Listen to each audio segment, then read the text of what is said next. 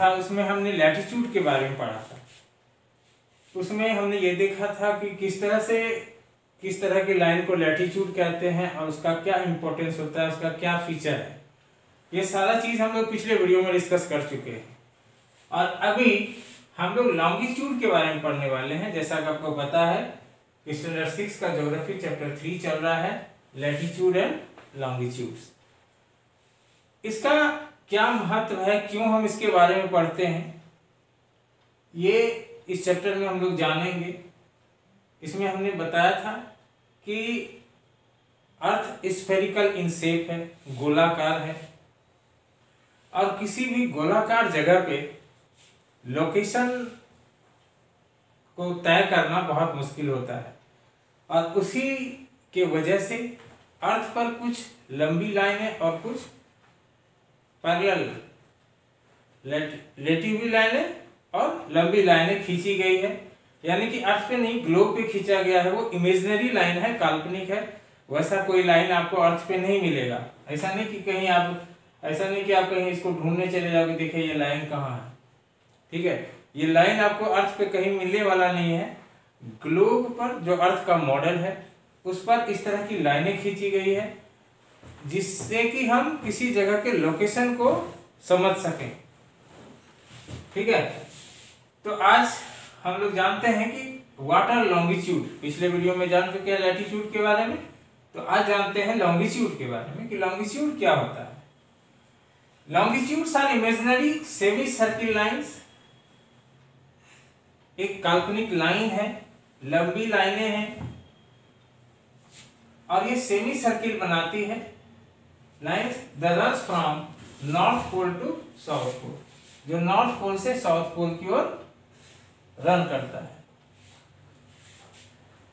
On the surface of globe. Earth यहां नहीं लिखा है, यहां लिखा है ग्लोब। ग्लोब के सरफेस पर लंबी लंबी लाइनें खींची गई है और उसको लॉन्गिट्यूड कहते हैं। इसको मेरिडियन भी कहते हैं। They are also called meridians. All places located on a meridian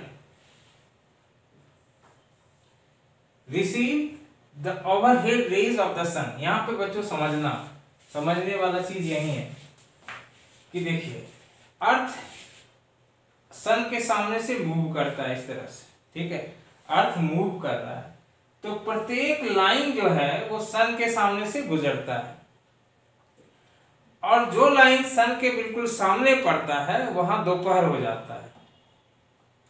12 बजे जो सन बिल्कुल हमारे सिर के ऊपर जब पड़ता है तो इसका मतलब ये समझ लीजिए कि उस मेरिडियन पर सन का सीधा रेज पड़ रहा है। सन को कोई टाइम से मतलब है नहीं। सन एक आग का गोला है जिससे कि हमेशा हीट और लाइट निकलते रहता है 24 आवर, वो कभी बंद नहीं होता है। हम उसके हिसाब से अर्थ पर टाइम का कैलकुलेशन करते हैं। जिस लाइन पे सन का रेज पड़ गया वहां दोपहर हो जाता है, और हर लाइन पे दोपहर होता है। 360 लाइन है, 360 लाइन पर वे दोपहर होता है, यानी कि सन की किरणें सीधी पड़ती है।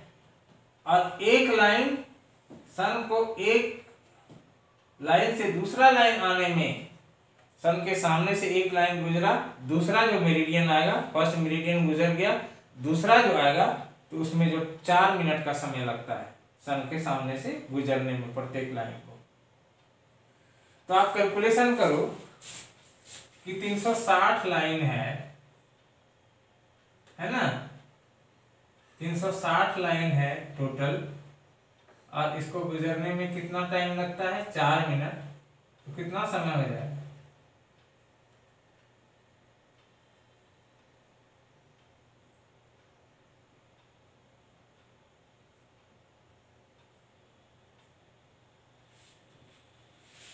इतना मिनट हो जाएगा।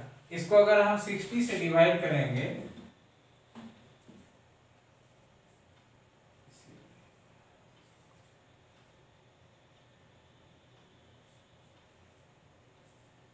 से अगर डिवाइड करेंगे तो कितना हो जाएगा?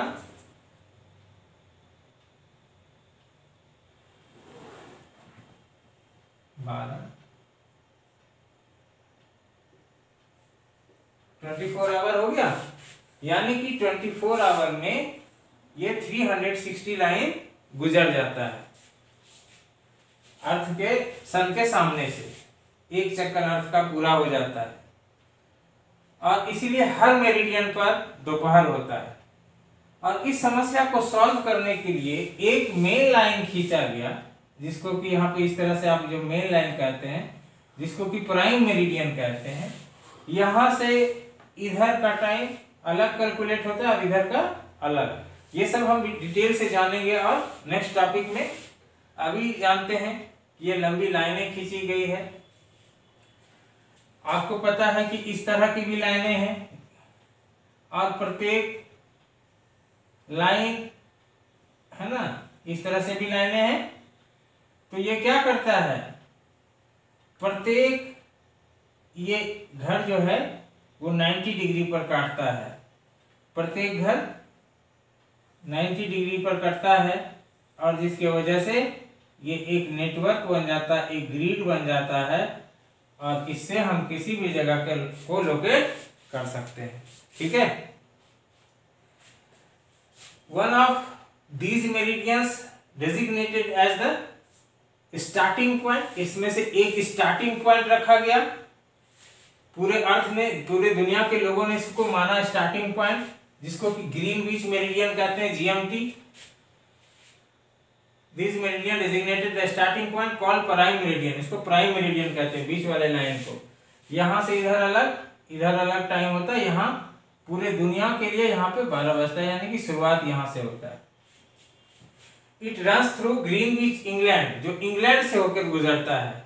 ये ग्रीनविच जो प्राइम मेरिडियन है ना, ये इंग्लैंड से होकर गुजरता है, और इसको हम 0 डिग्री लॉन्गिट्यूड भी कहते हैं। और कुल मिला के देयर आर 360 मेरिडियंस, 360 मेरिडियन है टोटल। लैटिट्यूड कितना था बताए थे ना, याद है, 180। और मेरिडियंस यानी कि लैटिट्यूड लॉन्गिट्यूड कितने हैं, 360। The prime meridian divides the earth into 2 equal halves, और ये प्राइम मेरिडियन भी अर्थ को 2 इक्वल पार्ट में बांट देता है। इस साइड को ईस्ट कहते हैं, इस साइड क्या होता है, ईस्ट, और इस साइड वेस्ट। यहां से यहां तक ईस्टर्न हेमिस्फीयर, और यहां से यहां तक वेस्टर्न हेमिस्फीयर होता है। तो अर्थ जो ये प्राइम मेरिडियन है, अर्थ को 2 इक्वल हाफ में बांट देता है, जिसको कहते हैं ईस्टर्न हेमिस्फीयर है, वेस्टर्न हेमिस्फीयर, जिसे ई और डब्ल्यू से हम डिनोट करते हैं। ठीक है। अभी आपको इतना ही समझना है, इसके बारे में और डिटेल से हम क्लास 9, 10 में भी पढ़ेंगे। ठीक है। तो अभी एक आप ये रखना दिमाग में कि किस तरह से ये टाइम वगैरह कैलकुलेट होता है। ठीक है। अब हम जानते हैं कि फीचर ऑफ लॉन्गिट्यूड क्या है। The main feature of longitude are as follows, इस तरह से है। Unlike latitude, longitude are semi circle. हमने आपको बताया था ना कि लैटिट्यूड जो होता है वो एक पूरा सर्किल होता है, लेकिन यहाँ पे लॉन्गिट्यूड क्या होता है, ये सेमी सर्किल होता है। पता है ना, ये सर्किल और इसका आधा सेमी सर्किल है ना, इस तरह से जो बनाते हैं सेमी सर्किल। तो लॉन्गिट्यूड क्या बनाता है, सेमी सर्किल बनाता है, इक्वल लेंथ का semi circle. There are 360 longitude, 360 longitude है। 180 to the east of prime meridian, 180 line prime meridian के ईस्ट और 180 लाइन प्राइम मेरिडियन के वेस्ट में। ठीक है। The coinciding longitude will make a great circle, इसमें 2 लॉन्गिट्यूड ऐसा है जो बड़ा सर्किल बनाता है, वो है 30 डिग्री ईस्ट वाला लॉन्गिट्यूड और 150 डिग्री वेस्ट वाला लॉन्गिट्यूड। ठीक है। तो ये सारा चीज स्टूडेंट आपने ध्यान से देखना है, समझना है, बुक में भी पढ़ना है। नेक्स्ट जो टॉपिक होगा स्टूडेंट वो होगा इंटरनेशनल डेट लाइन। ठीक है। तो आज के लिए इतना ही, मिलते हैं फिर कल नेक्स्ट डे अगले वीडियो में। तब तक के लिए बाय एंड थैंक यू।